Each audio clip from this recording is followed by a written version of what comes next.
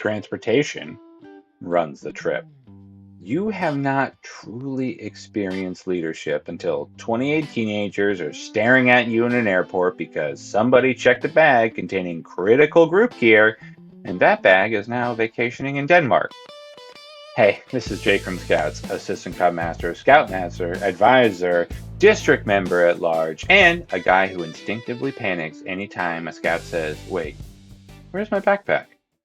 Today, we're talking about the thing that secretly controls your entire high adventure trip: transportation.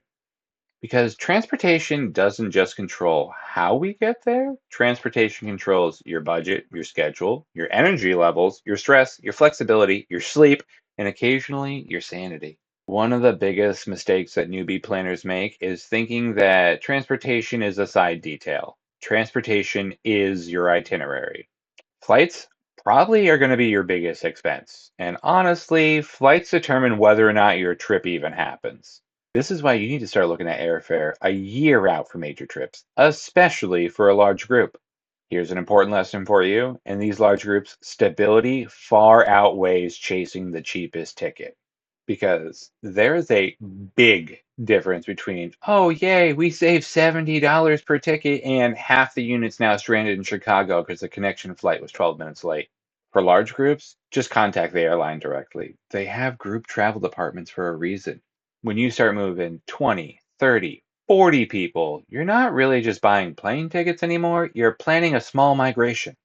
Another thing, avoid checked bags whenever possible. I'm serious. Checked bags in international group travel are natural enemies.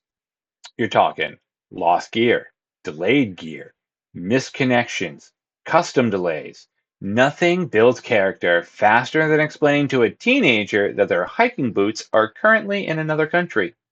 My general philosophy: carry on the way there, chaos goblins on the way back. Because on the return flight, sure, everyone suddenly has snacks and souvenirs and foreign beverages and enough candy to medically concern a dentist. But on the way to the adventure, mobility matters.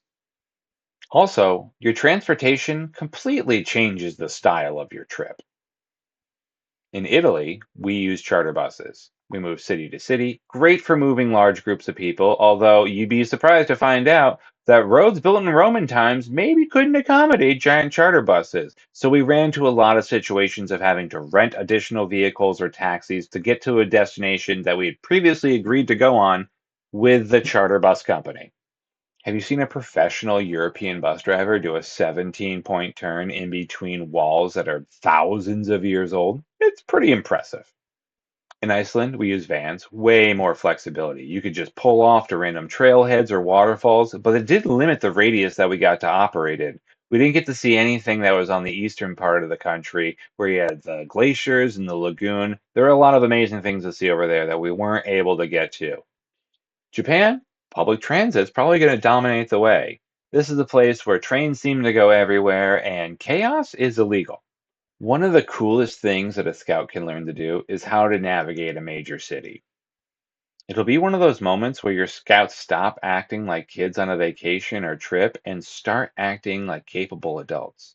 They're going to learn subway systems, train timings, navigation, situational awareness, accountability, how to move as a team, and problem solving in real time. Urban navigation has to be one of the best things that my units do for the patrols. We've done urban navigation in New York City, DC, Philadelphia, Boston, Montreal, Reykjavik, Rome, Naples, and we can't wait to see Tokyo. You split your scouts into patrols, you give them destinations, transportation maps, boundaries, challenges, and suddenly they become weirdly competent adults for like 6 hours. Every single one of these trips will teach you transportation mishaps the hard way. You're going to underestimate drive times. You're going to overpack.